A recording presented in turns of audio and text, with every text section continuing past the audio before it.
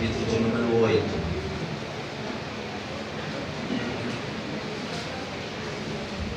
Glória a Deus. Atos dos Apóstolos 8. Dirija-se ao versículo de número 32. Glória a Deus. Atos, capítulo de número 8, versículo 32. Os irmãos acharam? Diga glória a Deus. Diz assim a palavra: e o lugar da escritura que lia era: foi levado como ovelha para o matador. Foi levado como ovelha para o matador. Só até aqui se acende glorificando ao Senhor. Santos, o texto que nós lemos, ele coincide de maneira especial com o título do livro, porque o título do livro é Atos do Espírito Santo. Mas não me entenda mal, o título é Atos do Espírito através dos Apóstolos, ou Atos do Espírito Santo. O que acontece neste livro não é por causa dos apóstolos. O que acontece neste livro é exatamente por causa do Espírito Santo. Os milagres que concede esse livro não é o homem e nem os apóstolos que faz, mas é tudo através do Espírito Santo. O que rege a igreja não é ato de homem, o que rege a igreja é ato do Espírito Santo. Oh, glória, aleluia! Nada tem espaço na igreja para o homem. Tudo aqui é através do Espírito Santo. Aleluia! Se fosse ato de homens, não estaríamos aqui. Se fosse ato de homens, não éramos libertos das drogas. Se fosse ato de homens, por alguns já estávamos mortos. Se fosse ato de homens, por alguns estávamos presos. Mas é por causa do ato do Espírito Santo que nos encontrou e por nos encontrar nos trouxe até a sua presença. Não é atos de homem, é atos do Espírito Santo. Muitos criticam e dão teses acerca do posicionamento da igreja atual. Mas se fosse para mim dizer alguma coisa, eu diria: menos atos de homens, mais atos do Espírito Santo. Porque se assim a igreja for dirigida, tudo que está neste livro irá acontecer. E o que acontece aqui não é algo normal. O que acontece aqui é algo sobrenatural. Nós vemos o Espírito Santo arrebatar Felipe de um lugar a outro, como um teletransporte, e ele chega em um lugar de deserto, e nesse lugar uma carruagem está passando com o devido homem a qual o Espírito Santo tem propósito na sua vida. Então ordena a Felipe correr atrás dele, porque ele é especial para Deus. Felipe corre, e quando percebe, eles estão meditando na Escritura Sagrada, mas ele não consegue entender o que está escrito. Ele não consegue compreender de certo o que a Escritura diz. Então Felipe, dirigido pelo Espírito Santo, vai dizer: tu entende o que está lendo? E ele vai dizer: como que eu vou entender se não tem ninguém aqui para ensinar? Olha aí. Ordena a Felipe subir na carruagem, e logo no exato momento que eles estão meditando acerca da passagem do livro de Isaías, a qual ele, Cristo Jesus, foi levado como cordeiro para o matador. O que o Espírito Santo quer que este homem entenda é exatamente isso. E ele foi levado como ovelha para o matador. O propósito do Evangelho é isso. E ele foi levado como ovelha para o matador. Não tem outra explicação do Evangelho. Não tem outra teologia para o Evangelho. O Evangelho é exatamente isso. ele foi levado como ovelha para o matadouro. O que Felipe está proposto a ensinar é um evangelho genuíno. O que Felipe está proposto a ensinar é um evangelho de cruz. Felipe não está direcionado pelo Espírito para pregar prosperidade. Felipe não está direcionado pelo Espírito para pregar chave. Felipe é direcionado pelo Espírito para pregar que ele foi levado como ovelha para o matadouro. Em outras palavras, Felipe se assenta e diz para o homem: agora eu vou pregar uma mensagem de cruz. Eu vou falar o que representa a cruz. Porque ele, Cristo Jesus, foi levado para o matadouro. Aqui existe um significado muito poderoso, pois antes da sua ida para o matadouro há uma lacuna, um espaço que afastava o relacionamento do homem a Deus. Antes dele ir ao matadouro, o homem não poderia ir até Deus devido aos seus pecados e às suas transgressões. Deus poderia se achegar ao homem, mas o homem jamais poderia se achegar a Deus devido às suas condições espirituais. Mas como é o desejo de Deus não só se aproximar do homem, o desejo de Deus é também que o homem se aproxime dele. O próprio vai fazer questão de preencher esta lacuna. O próprio vai fazer questão de preencher esse espaço, derrubar a barreira que impede o relacionamento do Criador com a criatura. E o plano de Deus é exatamente este. Ele, o seu Filho unigênito, vai ter que ir até o matadouro. O Filho de Deus vai se fazer filho dos homens, para que todo filho do homem pudesse ser chamado filho de Dedeus. Não é uma missão fácil. Nem todos podem suportar o fato que ele tem que carregar. Ele vai carregar a humanidade inteira nas costas. Os seus passos não vão ser fáceis. Isaías vai dizer que as suas pisaduras são pisaduras de sangue, mas através das suas pisaduras nós fomos sarados. Ele preparou o caminho através do seu sangue. Entenda, para que esse ápice se cumpra, para que o plano de Deus seja realizado, para que ele chegue até o matadouro como cordeiro, ele vai ter que se submeter a uma morte de crucificação. Sem ela, nada será feito. Ela é essencial para o propósito de Deus. E por que ela é essencial? Porque a morte de crucificação era representada em duas madeiras. Quantas madeiras? Duas. Quantas madeiras? Duas. A primeira madeira ficava na posição vertical, a segunda madeira na posição horizontal. As duas madeiras unidas representavam a morte de cruz. Mas é importante nós entender que a cruz que Cristo vai carregar não é as duas madeiras unidas. Cristo vai colocar apenas a madeira horizontal nas costas, pois a madeira vertical já esperava o crucificado no Gólgota. Cada madeira tem o seu significado. A madeira vertical representa Deus ligado aos homens. Por que ela está sozinha no Gólgota?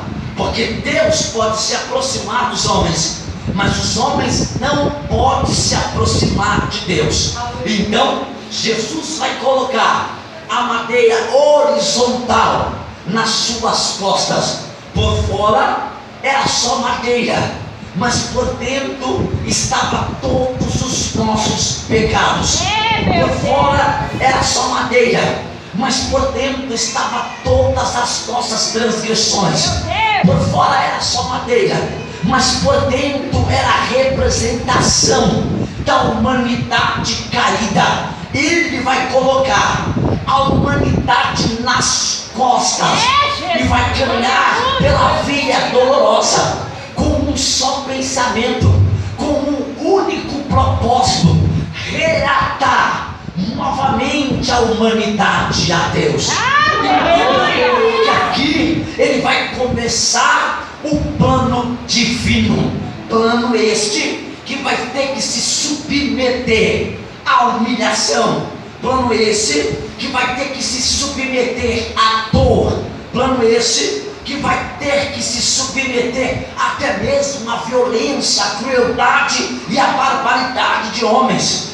Mas era plano de Deus. Parecia que era apenas um morrendo na cruz, mas no mundo espiritual era plano de Deus. Estava doendo, mas era plano de Deus. Não era fácil suportar, mas era plano de Deus. Plano para ter relacionamento. Não foi fácil chegarmos aqui. Alguns passou por caminhos dolorosos, alguns passou por caminhos de lágrimas, mas era plano de Deus para que hoje estivesse com um relacionamento na sua presença. Eu disse que era noite de agradecer, e a primeira coisa que nós agradecemos é as dores que nós temos que passar, as dores que tivemos que carregar. Porque se não fosse ela, não queria Cristo, mas por causa dela, aceitamos ao Senhor.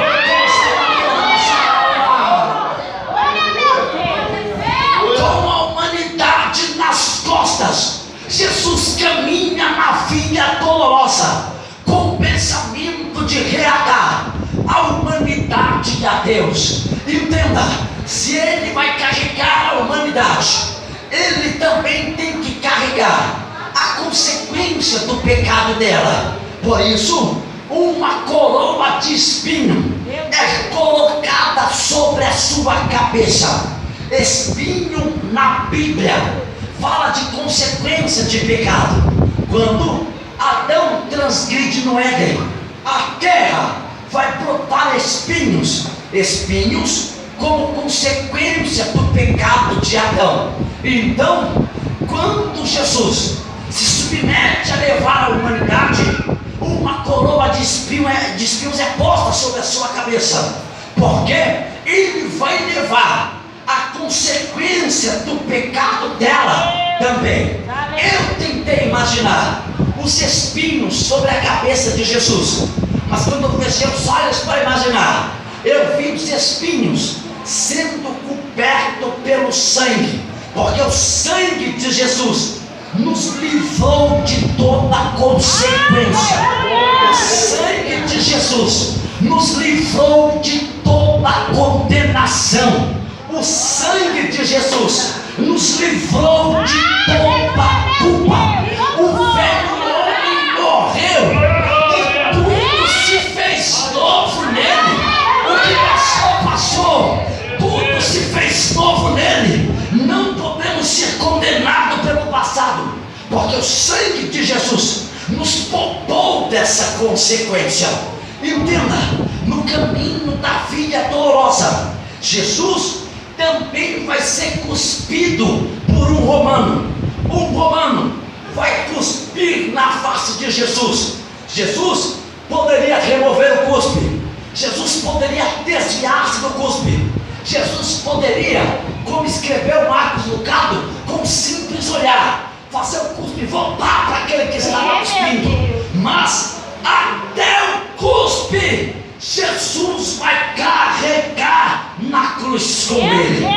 Cuspe na Bíblia fala de imundícia. Cuspe na Bíblia fala de sujeira. Eu tentei imaginar o cuspe na face de Jesus, mas quando eu fechei os olhos para ver, eu vi o cuspe sendo coberto pelo sangue, porque o sangue de Jesus nos limpou de toda imundícia. O sangue de Jesus nos limpou de toda sujeira.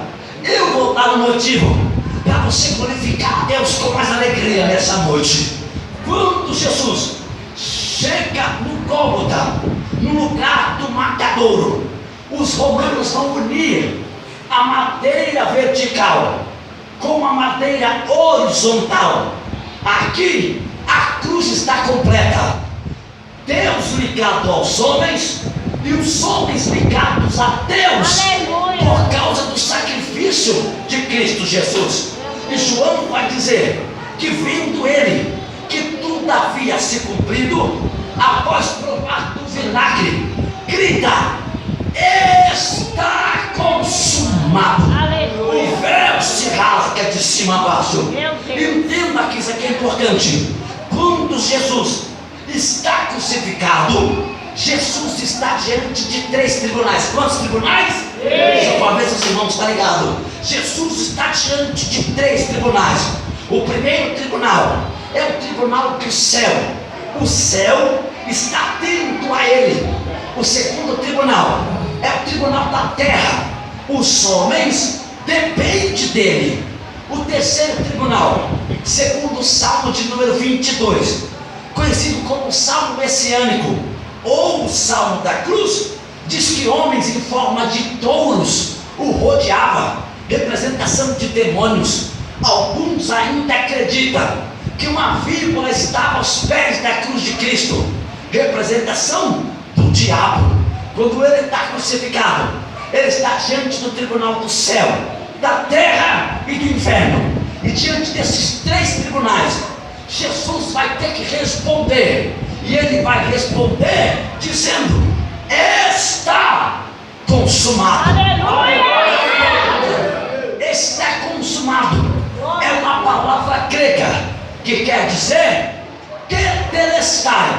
E a palavra tetelestai era usada especificamente em 4 vezes. A primeira vez que Jesus gritaria a palavra tetelestai era em uma ocasião de dívida, quando o devedor estava devendo e pagava sua dívida. Ele gritava tetelestai: a dívida está paga. Então Jesus, quando está na cruz, primeiro responde o tribunal do céu. Ele olha para o céu e grita: tetelestai. Meu Deus. Toda a dívida da humanidade Meu Deus. está paga em mim. Glória, aleluia. Eu vou pagar a sua dívida. Entenda: dívida que não era dele, dívida que nós não poderíamos pagar, mas ele se submeteu a pagar a dívida dos nossos pecados. É isso que Felipe quer que o homem entenda. É isso que o Espírito tem tentado convencer o pecador. Ele está disponível para pagar a dívida do seu pecado, pois o primeiro benefício que a cruz de Cristo nos entregou foi o perdão de pecado, ou seja, pagar a nossa dívida. Esta é a coluna do Evangelho. Nós não adoramos a Deus porque Deus tem algo para nos entregar.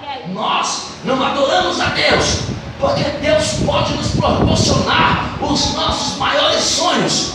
Nós não adoramos a Deus por causa disso. Nós não adoramos a Ele porque Ele tem para nos entregar. Nós adoramos porque aquilo que nós não poderíamos receber, Ele já nos entregou. Pagou a dívida do nosso pecado. Hoje é fácil glorificar a Deus quando a prosperidade é pregada, que não é pecado. Quem não quer ser próspero? Hoje é fácil glorificar a Deus quando os sonhos são realizados, que também não é pecado. Mas Jesus, Ele não morreu para dar casa e carro para ninguém. Jesus morreu para pagar a dívida do pecador e lhe dar uma nova oportunidade. Pagou as dívidas dos nossos pecados. Entenda, irmão, a visão da igreja não é uma visão neopentecostal, uma visão que olha para o horizonte e grita tudo que o mundo tem de melhor. Eu tenho que receber. Nossa visão não é essa. A nossa visão é uma visão pentecostal, uma visão que está na vertical, uma visão que acredita que tudo que está na terra vai ficar, o carro vai ficar, a casa vai ficar, a roupa vai ficar, mas o céu nos espera para descansar nas celestiais canções. Entenda, crente maduro, crente que não conhece a cruz, crente que não ouve a mensagem do Espírito Santo através da vida dos apóstolos, não consegue compreender o significado do Evangelho. Quem não está aos pés da cruz fica triste porque aconteceu algo que ele não gostaria. Quem não está aos pés da cruz se entristece porque a profecia do irmão não aconteceu. Quem não está aos pés da cruz, quando o carro não chega e ele pega ônibus, anda murmurando, reclamando e dizendo que vai desistir. Quem não está aos pés da cruz mora de aluguel e reclama de Deus porque não quer morar. Mas quem está aos pés da cruz, com carro ou sem carro, ele glorifica, porque ele